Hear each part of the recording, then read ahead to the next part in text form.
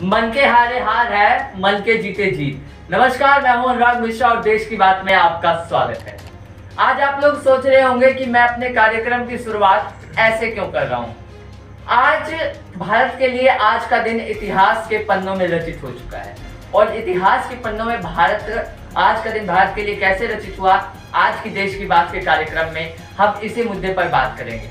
आपको बता दें कि टोक्यो पैरा ओलंपिक्स में आज भारत के लिए इतिहास रच दिया है। पहली महिला है जिसने टोक्यो पैरा ओलंपिक्स में गोल्ड जीता है, उनके बारे में आज हम बात करेंगे। आपको बता दें कि लगातार टोक्यो में पैरा ओलंपिक्स में भारत का जो जोश है, दमखम है, वो लगातार देखने को मिल रहा है। कल ही भावना पटेल ने टोक्यो पैरा ओलंपिक्स में मेडल जीता था और वहीं आज पहला गोल्ड मेडल भारत को टोक्यो पैरा ओलंपिक्स में मिला है। आज के इस प्रोग्राम में हम आपको बताएंगे आखिर टोक्यो पैरा ओलंपिक्स में वो पहला गोल्ड मेडल लेने वाली वो महिला कौन है और इतिहास में उन्होंने अपना नाम कैसे रचित कर दिया और आखिर उनके इस जीवन की इस संघर्ष की शुरुआत कहां से हुई है।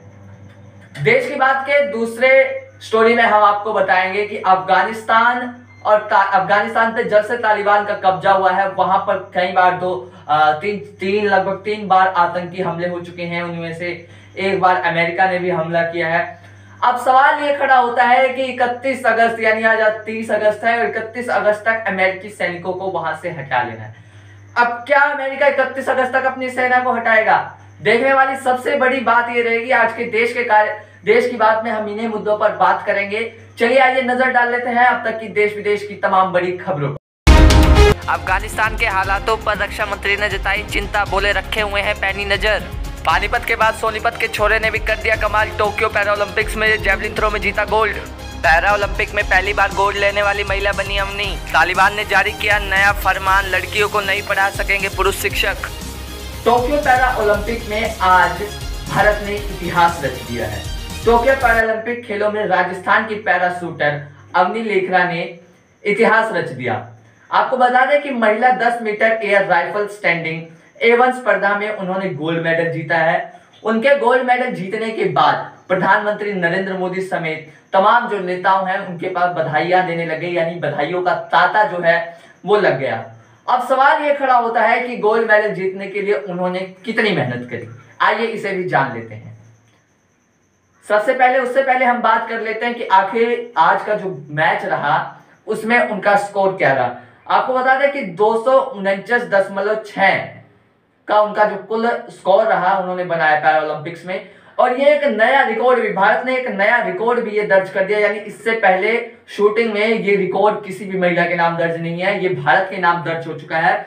और साथ ही साथ ये बता दें अवनी लेखरा जो थी बहुत मेहनती खिलाड़ी थी और इनके मेहनत के सिलसिला तब चालू होता है जब ये 19 साल की थी। 19 साल की अवनी राजस्थान की राजधानी जयपुर की रहने वाली है।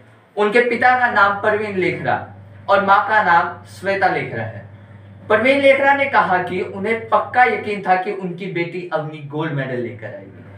आपको बता दें कि उनके पिता ने बताया कि जब अवनी 19 साल की थी तब वो और अवनी के पिता और वो अवनी दोनों जा रहे थे और उसी बीच उनके रास्ते में एक हादसा हो गया जिसमें उनकी कमर की हड्डी क्रैक हो गई, यानी कमर की हड्डी जो रीढ़ की हड्डी है वो ठीक नहीं हो पाई। हालांकि उनके पिता तो कुछ समय बाद रिकवर कर गए लेकिन अवनी वहीं रह गई। अवनी रिकवर नहीं कर पाई, यानी वो अब कभी खड़ी नहीं हो सकती थी। अब हार के नहीं बैठी अवनी और उन्होंने कुछ दिन तक अपने आप को एक अकेले कमरे में बंद कर दिया, लेकिन माता पिता का मोटिवेशन और तमाम जो उनका मोटिवेशन था वो असर किया और टोक्यो पैरा ओलंपिक्स में अवनी ने गोल्ड मेडल जीता।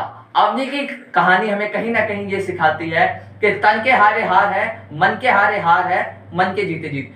यानी अगर हम अपने मन को जैसा बना लेंगे, अगर हमने जीत ठान ली है तो जीत निश्चित ही हमारी है, और यदि हमने पहले ही मन से हार मान लिया है तो हार ही हमारी होगी। तो अवनी ने आज टोक्यो पैरा ओलंपिक्स में इतिहास रच दिया है। देश की बात में दूसरे मुद्दे पे हम बात करें वो है अफगानिस्तान का, जहां पर तालिबान का इस समय कब्जा है। लगातार तालिबानों की आईएसआईएस खुरासान की तरफ से अभी कुछ दिन पहले धमाका किया गया और उसके बाद अमेरिका की तरफ से वहीं एक और धमाका हुआ है। लगातार धमाकों का सिलसिला चालू है। अमेरिका के 13 जवान वहां पे शहीद हो चुके हैं।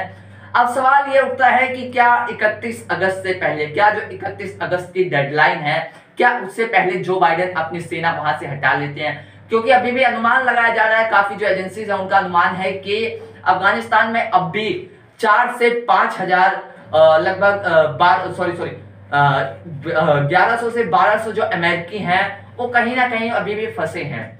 अब देखने वाली बात ये होगी कि क्या उन अमेरिकी को निकाल देता है अमेरिका, या फिर 31 अगस्त की डेडलाइन फॉलो करते वक्त अमेरिकी सैनिक वहां से चले जाएंगे या फिर और सैनिक आएंगे। क्योंकि तालिबान ने अब कहीं ना कहीं काबुल एयरपोर्ट की जो सुरक्षा है वो भी तालिबान ने संभाल लिया है। तालिबान के जो पहरा है एयरपोर्ट की तरफ वो भी बहुत बढ़ता जा रहा है। अब देखने वाली बात ये रहेगी कि आखिर जो बाइडेन का बयान क्या आता है, क्योंकि जो बाइडेन जिस समय अपने 13 सैनिकों को श्रद्धांजलि दे रहे थे और उसी समय काबुल एयरपोर्ट के पास ISIS के खुरासान के जो ग्रुप है उनके ऊपर भी अमेरिका की तरफ से एक हमला किया गया। क्या अमेरिका अपने जो वहां के लोग हैं उन्हें निकालेगा, या फिर अमेरिकी सैनिक 31 अगस्त की डेडलाइन को पूरा करते ही अफगानिस्तान से चले जाएंगे, काबुल एयरपोर्ट छोड़ देंगे? आज का हमारे देश की बात का कार्यक्रम आपको कैसा लगा हमें कमेंट करके बताएं। हमारी वीडियो को लाइक करें, शेयर करें और हमारे चैनल को सब्सक्राइब